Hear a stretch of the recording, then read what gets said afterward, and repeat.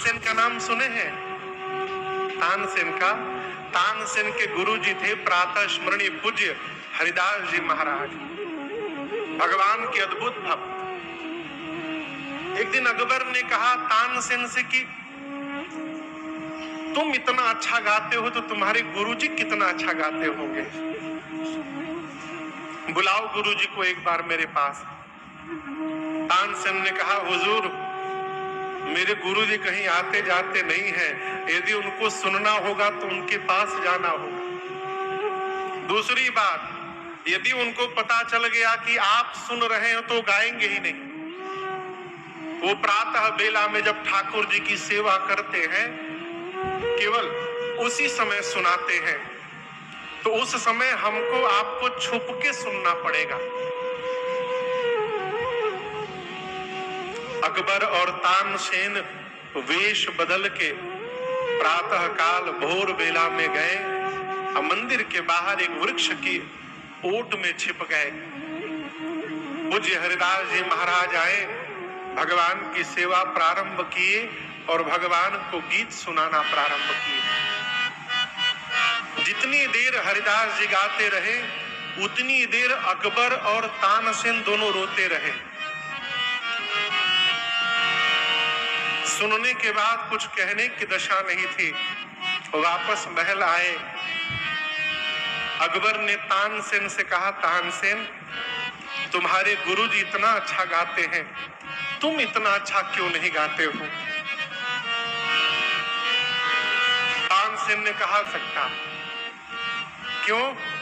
मैं आपको प्रसन्न करने के लिए गाता हूं और मेरे गुरुदेव भगवान भगवान को प्रसन्न करने के लिए गाते हैं, ये मूल अंतर है। मैं आपको सुनाता हूं तो मन में चाह रहती है आप प्रसन्न होके मुझे इनाम देंगे। मेरे गुरुदेव भगवान भगवान से कुछ चाहते नहीं है, उन पर अपने को न्यौछावर करने के लिए गाते हैं, इसलिए मैं उनकी बराबरी नहीं कर सकता। निष्काम भाव जीवन में अवतरित हो जाए, ये भी भगवान की कृपा है। गोस्वामी जी कहते हैं उन्हीं भगवान की कृपा से जाके कृपा अकबर ने कहा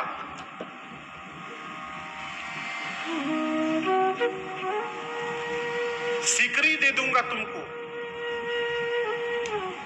क्या दे दूंगा? सिकरी। सिकरी, फतेहपुर सिकरी। गोस्वामी जी बोले भगत को सिकरी से क्या काम? आवत जात पनहिया टूटी बिसर गयो प्रभु नाम, भगत को सिकरी से क्या काम है?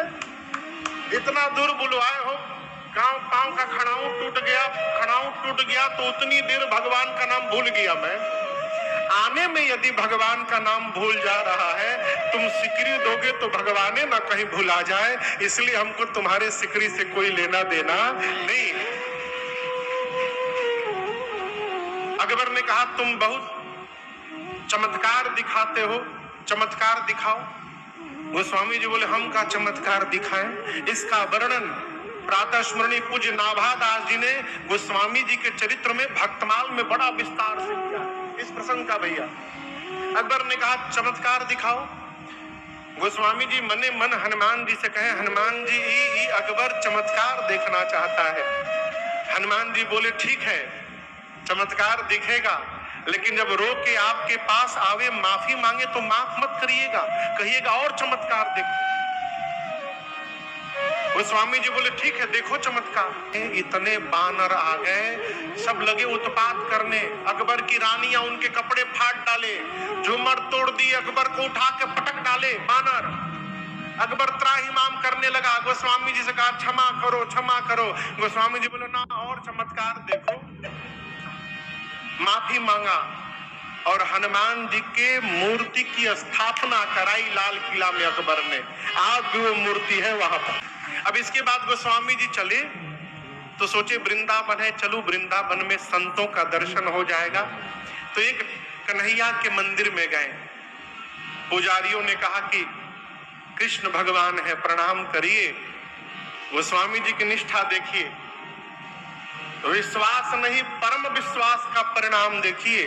गोस्वामी जी बोले, मेरा मस्तक वहीं झुकता है जहां हाथ में धनुष बाण होता है। मैं बिना धनुष बाण के प्रणाम करने वाला। भगवान श्री कृष्ण ने उस समय गोस्वामी तुलसीदास जी को रघुनाथ जी के रूप में दर्शन दे दिया। कन्हैया की मूर्ति में धनुष बाण प्रकट हो गए और वो मूर्ति वृंदावन में आज भी है। तब गोस्वामी जी ने प्रणाम किया। ये क्या है? परम विश्वास का परिणाम है। आयो परम पशु नहीं है, गंगा जी नदी नहीं है, इस भ्रम से बाहर रहिएगा। उसी प्रकार श्री रामचरित्र मानस जी किताब में जो गांठ बंधी है, जो ग्रंथियां पड़ी हैं, उन ग्रंथियों को बारी बारी जो खोल के और आपको सीधा बना दे, उस व्यवहार का, उस वस्तु का नाम है ग्रंथ। ये भगवान का वांगमय स्वरूप है। 1631 में गोस्वामी जी कहते, संवत 1631 में कहा, अयोध्यापुरी में, अवधपुरी यह चरित प्रकाशा। अयोध्या में गोस्वामी जी रामनवमी के दिन 1631 संवत में, रामनवमी के दिन मंगलवार का दिन, संयोग से उस दिन रामनवमी भी मंगलवार को पड़ा।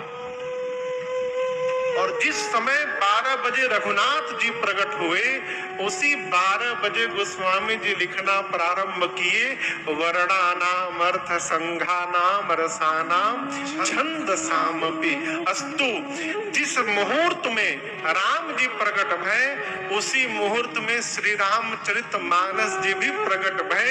इसलिए किताब ना समझिएगा, ये साक्षात मेरे रघुनाथ जी का स्वरूप है।